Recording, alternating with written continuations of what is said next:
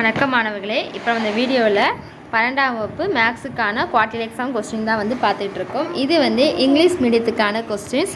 நம்ம already Tamil மீடியத்துக்கு question போட்டுட்டோம். அதை பார்க்கலன்னா நம்ம சேனலில் இருக்கும் போய் பாருங்கள். நம்ம சேனலை சப்ஸ்கிரைப் பண்ணிக்கோங்க. அப்படியே உங்கள் ஃப்ரெண்ட்ஸ்க்கு ஷேர் பண்ணிக்கோங்க. அப்போ தான் போடுற வீடியோஸ்லாம் உங்களுக்கு வரும். வேறு ஏதாவது வீடியோஸ் உங்களுக்கு வேணும்னா கீழே நீங்கள் கமெண்ட் பண்ணிங்கன்னா ஏதாவது பாடத்துக்கு நான் அந்த அடுத்த வீடியோவில் நான் உங்களுக்கு வீடியோஸ் போடுறேன். ஸோ நீங்கள் இதில் இருக்க எல்லா கொஸ்டின்ஸ்க்குமே நல்லா ஆன்சர் பார்த்து வச்சுக்கோங்க. இதே கொஸ்டின்ஸ் கூட உங்களுக்கு வரலாம், இல்லாட்டி இதுலேருந்து ஒரு முக்கால்வாசி கொஸ்டின்ஸும் வரலாம். எப்படி வேணால் வரலாம், சொல்ல முடியாது.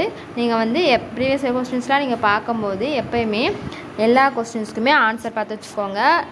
சாய்ஸ் விடாமல் 10 கொஸ்டின் இப்போ கொடுத்துட்டு 5 கொஸ்டின் மட்டும் 8 கொஸ்டின் எது சொன்னாங்கன்னா நீங்கள் 8 மட்டும் பார்க்கக்கூடாது. அந்த 10 கொஸ்டின்ஸுமே நீங்கள் பார்த்து வச்சிங்கன்னா தான் உங்களுக்கு ப்ரீவியஸ் கொஸ்டின்ஸ் அப்படியே வரும். நீங்கள் ஸ்லோ லேர்னர்ஸாக இருந்தீங்கன்னா இந்த மாதிரி ப்ரீவியஸ் இயர் கொஸ்டின்லாம் ஃபுல்லாக பார்த்துட்டிங்கனாலே கண்டிப்பாக உங்களால் பாஸ் பண்ண முடியும். அது நல்ல மார்க் பண்ணி பாஸ் பண்ண முடியும். இப்போ 100 மார்க் எக்ஸாம்னால் கண்டிப்பாக உங்களால் 50 மார்க்ஸ் எடுக்க முடியும். ஸோ ப்ரீவியஸ் இயர் கொஸ்டின்ஸ் எல்லாம் நல்லா பார்த்துக்கோங்க. நான் நிறைய ஏற்கனவே மேக்ஸுக்குன்னு ஒரு வீடியோஸும் போட்டிருக்கோம். அது பார்க்கலாம், நம்ம சேனலில் இருக்குமே பார்த்துக்கோங்க. இது மேக்ஸுக்கான 2வது கொஸ்டின் நினைக்கிறேன். நான் இன்னும் நிறைய வீடியோஸ் போடுறேன். ஸோ நீங்கள் அதெல்லாம் பார்த்து நல்லபடியாக லீவ் நாளைக்கு லீவ் விட்டுருக்காங்க. அந்த லீவில் எக்ஸாம் நல்லா போட்டு செஞ்சு பாருங்கள். அப்படின்னா தான் உங்களுக்கு எக்ஸாம் எழுதும்போது ஸ்டெப் பை ஸ்டெப் கரெக்டாக வரும். இல்லாட்டி உங்களுக்கு நீங்கள் அப்படியே சும்மா பார்த்தீங்கன்னா உங்களுக்கு குழப்பி விட்டுரும்.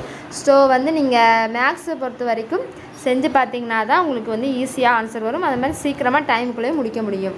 ஸோ இந்த டிப்ஸ்லாம் நீங்கள் ஃபாலோ பண்ணிங்கன்னா கண்டிப்பாக உங்களால் எக்ஸாமில் நல்ல மார்க் எடுக்க முடியும்.